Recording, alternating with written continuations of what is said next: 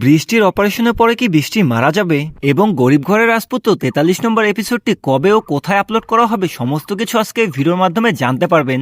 তাই ভিডিওটি কাটাকাটি না করে সম্পূর্ণ দেখুন।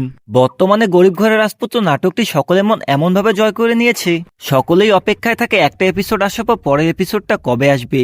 বন্ধুরা, আগের এপিসোডে আমরা দেখেছি বৃষ্টি যদি বাচ্চা নিতে চায় তাহলে তাকে একটা অপারেশন করতে হবে, কিন্তু এই অপারেশনটা করতে গিয়ে যদি একটু কম বেশি হয়ে যায় তাহলে বৃষ্টি মারা যাওয়ার সম্ভাবনা রয়েছে।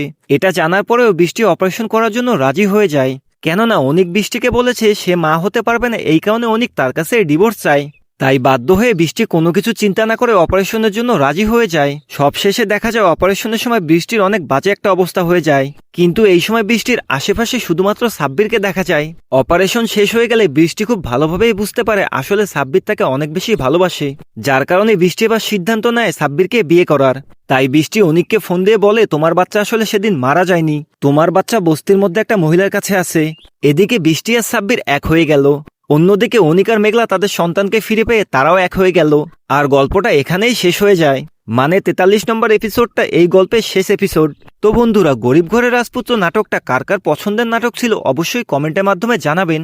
আর যারা চান মেঘলার অনিক আবার একটা নতুন নাটক নিয়ে আসুক তারা চ্যানেলটি অবশ্যই সাবস্ক্রাইব করবেন। যদি দেখি এই ভিডিওর মধ্যে ১০,০০০ লাইক কমপ্লিট হয়েছে তাহলে অবশ্যই সামনে মেঘলা আর অনিকের আরেকটা নাটক দেখতে পারবেন।